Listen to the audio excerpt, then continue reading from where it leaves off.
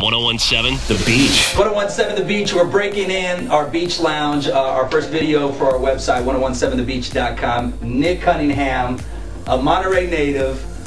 You're in the military, the National Guard, and you're also returning from Sochi. He's a U.S. Olympic bobsledder. Welcome home, by the way, and a round of applause. Thank you very much. I appreciate it. We're very, very proud of you here on the Central Coast. I know you had a crazy experience from what we saw on TV.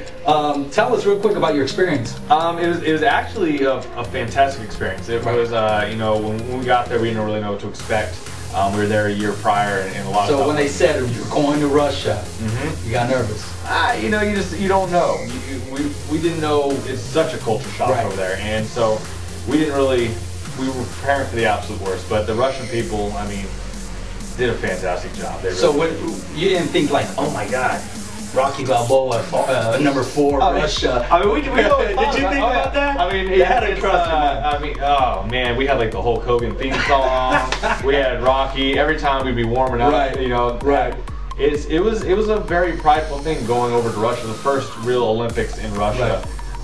So it was a big pride thing for us. And you were already there. You've been there to the Olympics before. You've been to the big dance. What was different from the first time to Sochi? The first time it almost felt like it was a home Olympics. I mean, everyone speaks English. It's in the same time zone as here.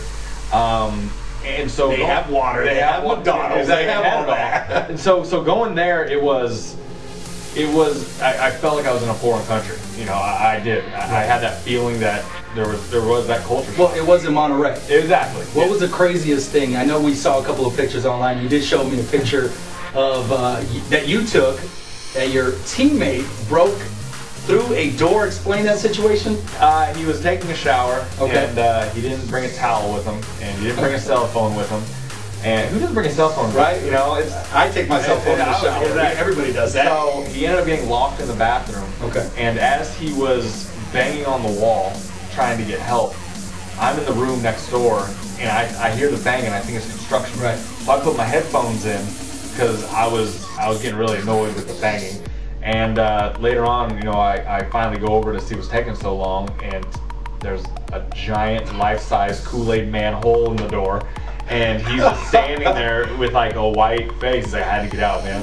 If you get a chance, Google the image. Oh, you just put Olympic door and that's everywhere. Your teammate's a beast. I mean, you're a beast too. You guys are built pretty big. This guy's a huge beast. Yeah, he went meathead on the door. And the door suffered. The door lost. So you took the picture. He tweeted it. And what was the response? About 30,000 retweets. And, yeah, 20,000 favorites. It blew up. I mean, next thing we know, he's talking to Piers Morgan on CNN. He's talking ESPN everywhere. So you had to be concerned a little bit about what the Russians were thinking about that post. We just knew that we're going into a different country where there's already a little tension between US and Russia. So we just didn't want them to think that we were just those stupid, ignorant Americans that are just in there just being destructive and breaking stuff. They broke stuff. We broke stuff. 1017 The Beach.